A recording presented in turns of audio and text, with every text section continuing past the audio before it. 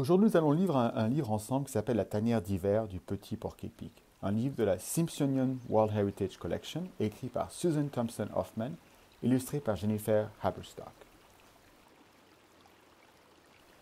Gratouiller, gratter, gratouiller, gratter, oscillant, chancelant, gratter, gratter. La petite porc-épic se déplaçait d'un buisson à l'autre, grignotant les derniers de ses fruits. Un coup de vent froid a ébrouffé les arbres le long du bord du Grand Canyon. La petite porc-épic frissonna, secoua ses milliers de pics. Pendant 7 jours et 7 nuits, la petite porc-épic avait ressenti le froid glacial. Il était emballé dans sa tanière. La tanière de la petite porc-épic était dans un endroit sombre et sûr, niché sur le flanc d'une colline rocheuse, surplombant le canyon. Elle l'avait trouvée lorsqu'elle s'était éloignée pour la première fois, non loin des bois où sa mère vivait. Maintenant, cette tanière la protégeait des vents violents et des températures glaciales.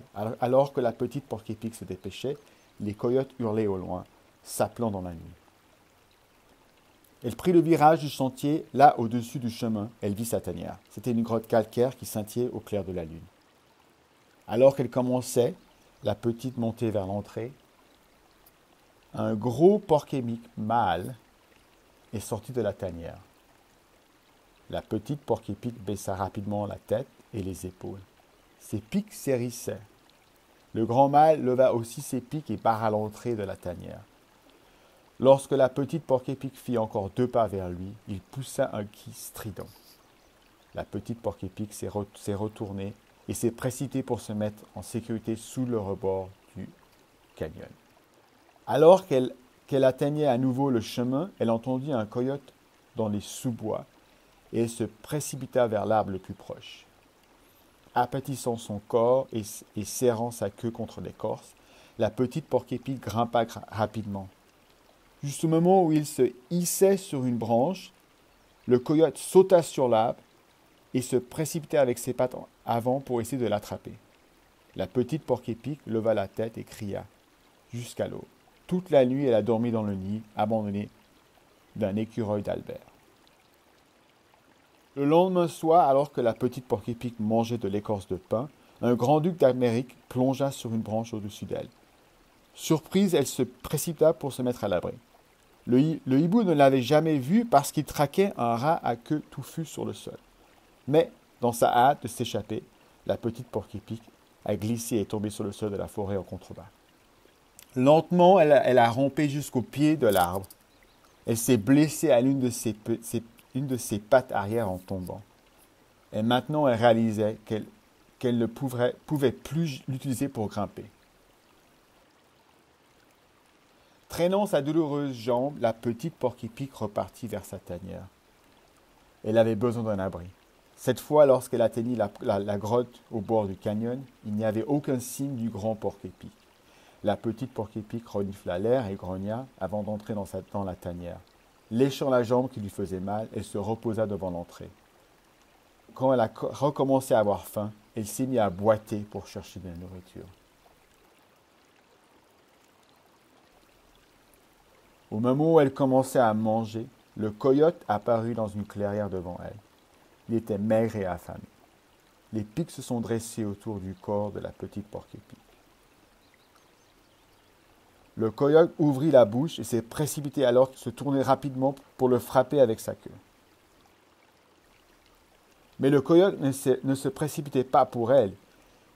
Il était après le gros porc-épic mâle que la petite porc-épic avait trouvé dans sa tanière.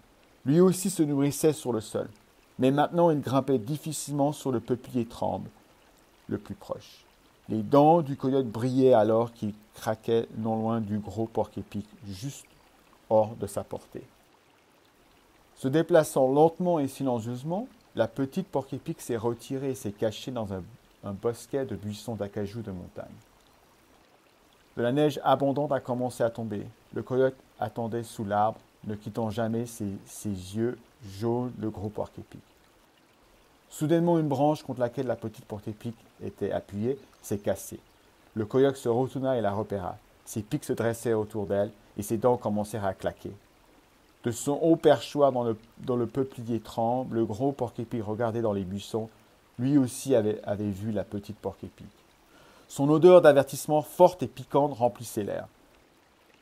le coyote s'agenouilla sur ses pattes arrière et bondit. La petite porc-épic se retourna et fouetta sa forte queue d'un côté à l'autre. Le coyote laissa échapper un cri sauvage alors que ses pics lui transperçaient les pattes.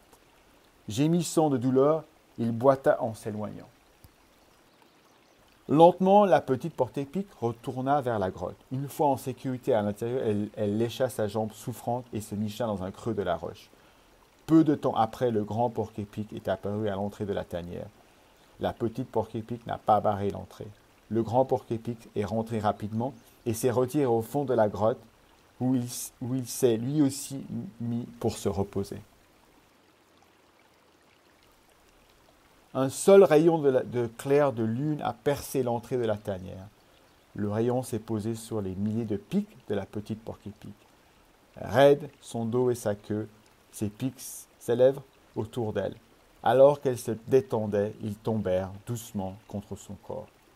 Puis, elle ferma ses yeux et s'endormit.